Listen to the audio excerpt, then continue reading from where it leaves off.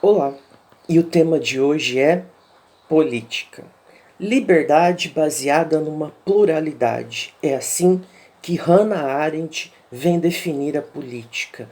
Uma liberdade baseada numa pluralidade, pois todos nós somos livres para exercermos o nosso direito e fazermos o que quisermos e bem entendermos. Somos diversos dentro de uma sociedade esta que é plural, cheia de ideias e de concepções, de um homem que passou por um grande processo evolutivo e histórico, assim como a figura do Estado, que é objeto de estudo nessa disciplina denominada Ciência Política e Teoria Geral do Estado.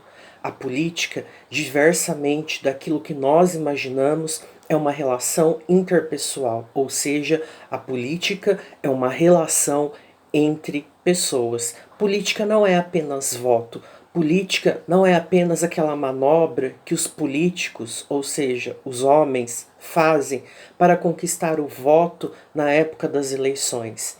Política é muito mais. Política é toda a relação entre pessoas, e quem exerce a política sempre vai ter um papel de liderança dentro da sociedade. O líder pode ser um líder nato, ou o que nós chamamos de líder pessoal, ou líder carismático, e ele também pode ser um líder institucional.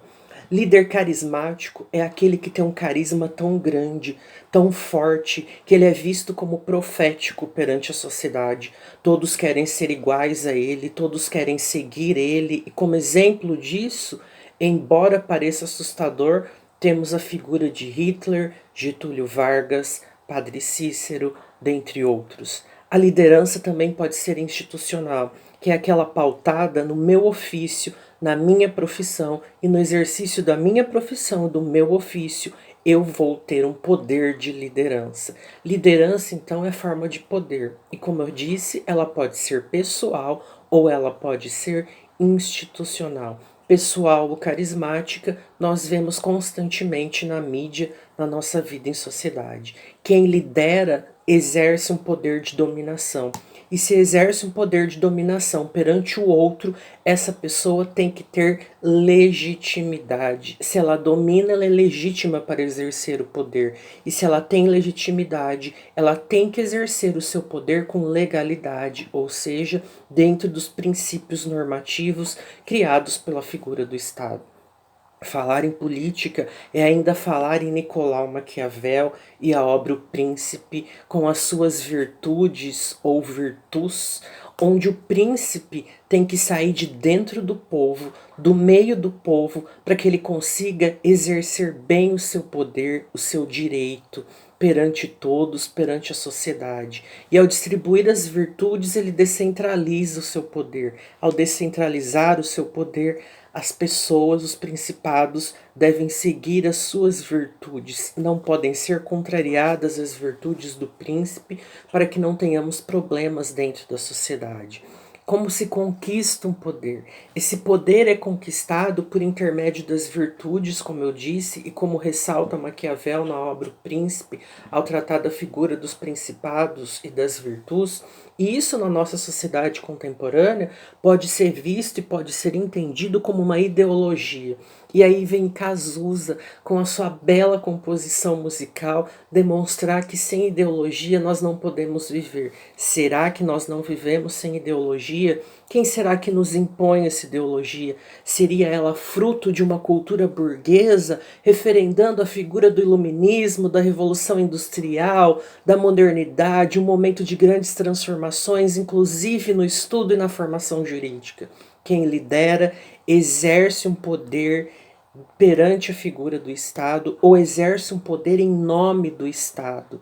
O Estado, como todos sabemos, é aquele ente artificial criado pelo homem natural que somos nós para exercer o seu poder, para demonstrar o poder dentro da sociedade, proporcionando o bem comum, ou o que nós chamamos hoje de bem viver, que é tudo aquilo que satisfaz os nossos desejos, os nossos anseios, as nossas necessidades, todos os nossos desejos.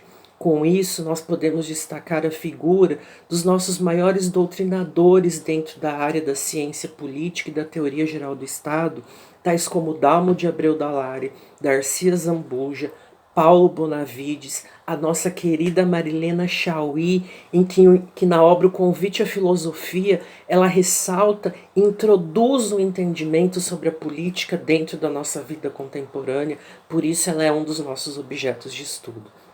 Com ela, nós ressaltamos ainda a figura do filósofo católico e iluminista Jacques Maritain, que em uma das suas produções, denominada Maritain e as Confusões, ele vai trazer a diferenciação entre comunidade, sociedade e a figura do Estado.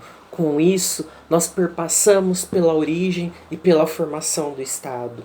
Esse Estado possui alguns tipos, ele pode ser unitário, ele pode ser composto, perfeito, imperfeito ou federal. As formas de governo do Estado, que podem ser puras e impuras, como monarquia, república ou democracia, e aí eu destaco Robert Dahl, e anarquia, demagogia, tirania e oligarquia. Perpassamos ainda neste estudo por todo um processo evolutivo histórico da figura do Estado. Estado antigo ou teocrático, Estado grego, Estado romano, Estado medieval, Estado moderno e hoje o nosso Estado pós-moderno, com a figura representativa de Bauman e a nossa sociedade extremamente líquida. Para isso, eu destaco para vocês alguns filmes que representam com grande riqueza de detalhes todo esse período de transição da figura do Estado que nós entendemos como aquele legitimado para exercer o poder. E aí eu destaco os filmes Cleópatra, Ben-Hur, Em Nome da Rosa, Espartacus, Gladiador, dentre tantos outros. Esse Estado que passa por todo esse processo evolutivo e histórico, ele exerce um poder estritamente soberano. Não existe um poder maior do que o poder do Estado. Ele é o nosso poder supremo, ele é o nosso poder inalienável, ele é o nosso poder aderente, ele é o nosso poder uno, indivisível, ele é extremamente soberano.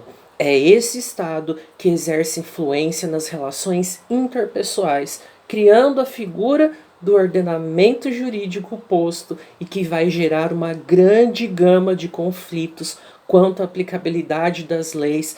Faço aqui referência a Norberto Bobbio e a teoria do ordenamento jurídico. Falar em política é indescritivelmente necessário e é um dos temas deveras mais infindável que eu conheço. Ainda temos que ressaltar a figura dos nossos pensadores políticos, tais como Hobbes, Locke, Rousseau, Montesquieu, que demonstram o exercício do poder desse Estado e a sua influência no desenvolvimento humano em face à nossa constante busca e transformação sociopolítica, porque é isso que nós buscamos eternamente. Assim, eu findo com breves e poucas palavras sobre a política, fazendo uso do nosso amado Aristóteles. O homem é, por natureza, um animal político. Até breve.